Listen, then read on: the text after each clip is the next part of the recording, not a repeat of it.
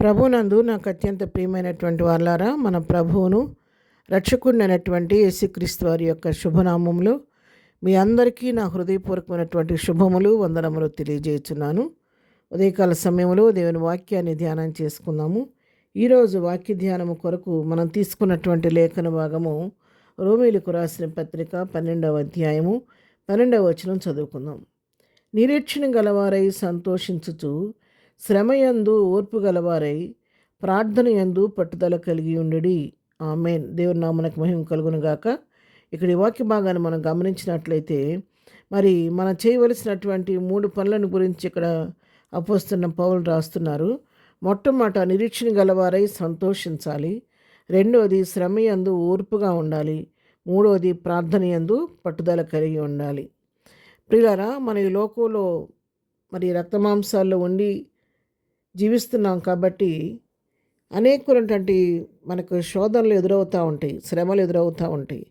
మరి ముఖ్యంగా దేవుని బిడ్డలైన మనకు ఎన్నో రకాలుగా మనకు టెంప్టేషన్స్ మనకు వస్తూ ఉంటాయి. అనేక రకాలుగా అపవాది మనల్ని శోధిస్తూ గరిబిలు చేస్తూ ఉంటాడు. అటువంటి సమయంలో మనం కృంగిపోకుండా, బెదిరిపోకుండా, అధైర్యపడకుండా ఏం చేయాలంటే నిరీక్షణ కలిగి సంతోషించాలి. దేవుని బట్టి సంతోషించాలి, దేవుని బట్టి సంతోషించాలి. నిరీక్షణ కలిగి ఉండాలి.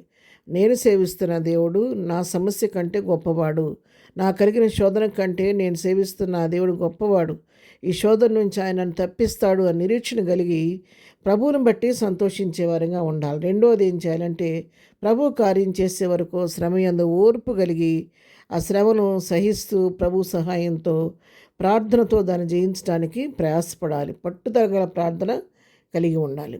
ఎందుకంటే ప్రభు బిడ్డలైన మనకు వస్తున్నటువంటి శోధనలో ప్రభువే మన పక్షంగా ఉండి ఆయన పోరాడి మనకు జయమిస్తాడు. కాబట్టి మనం కృంగిపోవలసిన అవసరం లేదు. అందుకే జ్ఞాని అయిన సొలొమోను ఒక మంచి మాట చెప్తున్నాడు. ఇక్కడ సామెతల గ్రంథం 24వ అధ్యాయం 10వ వచనం చదువుకుంటే, శ్రమదినమును నీవు కృంగిని ఎడల నువ్వు చేతకాని వాడవగదు అంటున్నాడు.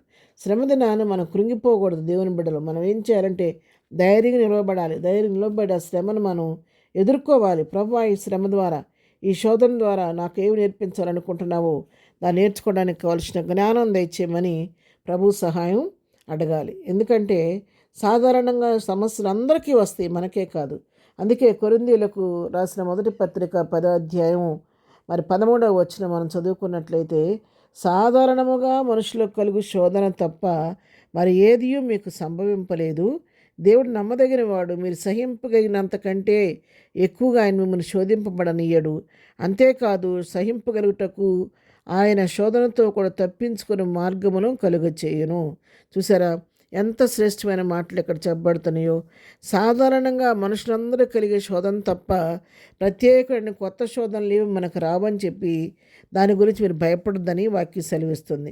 అంతేకాదు, మనం సేవిస్తున్న దేవుడు నమ్మదగిన దేవుడు కాబట్టి మనం ఎంతవరకు అయితే శోధన సహించగలుగుతామో మన సహింపగినంతవరకే దాన్ని అనుమతిస్తాడు. కానీ మనం సహించలేంత శోధన దేవుడు మనకు అనుగ్రహించడంట. సహింపగినంతకంటే ఎక్కువగా ఆయన మనల్ని శోధింపబడటానికి అప్పగించకుండా ఎంతవరకు అయితే సహించగలమో అంతవరకే ఆ శోధన మన జీవితాల్లోకి ఆయన అనుమతిస్తూ ఉంటాడు. అంతేకాదు, ఒకవేళ శోధన వచ్చినప్పటికీ కూడా ఆ శోధనలో నుండి ఎలా తప్పించుకోవాలో ఆ తప్పించుకునే మార్గాన్ని కూడా ఆయనే మనకు తెలియచేస్తాడంట. ఎంత ప్రత్యేకమైన శ్రద్ధ మన పట్ల ప్రభు చూపిస్తున్నాడండి. ఈ విధంగా శోధనలో కూడా మన ప్రభు మన పక్షంగా ఉండి మనం సహింపగలిగిన దానికంటే అధికమైన శోధన రానియకుండా వచ్చిన శోధనలో కూడా ఎలాగో తప్పించుకునే మార్గాన్ని కూడా ఆయన తెలియచేస్తుంటే మనం చేయవలసింది ఏంటంటే అటువంటి దేవుని వైపు చూస్తూ నిరీక్షణ కలిగి సంతోషించాలి. శ్రమయందు ఓర్పుగా ఉండాలి. ప్రార్థనలో పట్టుదల కలిగి ప్రార్థన చేసి ప్రభు కృపను బట్టి ఆ శ్రమ మీద జయాన్ని పొందుకొని ప్రభు ఇచ్చే ఆశీర్వాదాన్ని పొందుకోవాలి. ప్రార్థన. ప్రేమగలిగిన తండ్రి, పరిశుద్ధుడా, నీ పాదములకు వందనాలు. ఉదయకాలం మాకు ఇచ్చిన శ్రేష్టమైన వాక్య భాగాన్ని బట్టి మీకు వందనాలు నాయన. ప్రభు, అవును నాయన, సాధారణంగా మనుషులు కలిగి శోధన తప్ప అధికమైన శోధన మా జీవితాల్లో రానిచ్చే దేవుడు కాదు. వచ్చినా కూడా దాన్ని సహించగల శక్తిని మాకు ఇస్తున్న దేవుడు అయినందుకు నీకు వందనాలు చెల్లిస్తున్నాను. ప్రభా, మా జీవితాల్లో శ్రమలో శోధన ఎదురైనప్పుడు వాటిని బట్టి కృంగిపోకుండా శ్రమయందు ఓర్పు గలవారుగా ఉండి నాయన, మరి ప్రార్థనలో పట్టుదల కలిగి ఉండే కృప మాకు అందరికీ దయచేయండి. ఇంతవరకు మా జీవితాల్లో చేస్తూ వచ్చిన వెళ్ళన్నిటిని బట్టి నీకు వందనాలు నాయన. ఇక ముందు కూడా చాలిన దేవుడు నడిపించబోతున్నందుకు నీకు వందనాలు. ఈ దినం ప్రభా, మేము చేయి పనిపాట్లో రాకపోకల్లో క్షేమం కలుగు చేయండి. ఈ దినం బర్త్డే మ్యారేజ్ చేసుకున్న బిడ్డలను దీవించండి, ఆశీర్వదించండి. ఎగ్జామ్స్ రాస్తున్న బిడ్డలందరికీ కావలసిన పరలోక జ్ఞానం ఇచ్చి చక్కగా రాసి విజయాన్ని పొందుకునే కృపద ఇచ్చేయండి. బలహీనలు ముట్టి స్వస్థపరచండి, కృంగిన వారిని లేవనెత్తండి, దుఃఖంలో వారిని ఓదార్చండి. ప్రతి వారి పట్ల కృప విస్తరింపచేయమని యేసునామములో ప్రార్థించడి పొందుకొని ఉన్నాము తండ్రి. ఆమెన్.